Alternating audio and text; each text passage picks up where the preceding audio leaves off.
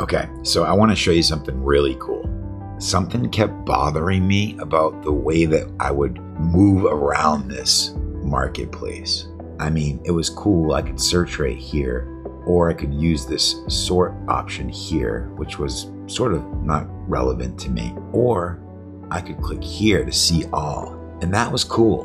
But I could only see the top 4 right here. And then I would click see all, and a box would pop up. And that box would have all the other categories, and I would click the ones I wanted to see or uncheck the ones I didn't. And then I would click to close the box. And then I would scroll down and I'd go check out the prompts. Well, guess what? That's gone. Now what I do, I just come here, I scroll down, and I can search for my prompts, or I can click to see whichever prompts I want to see here. So start here, boom.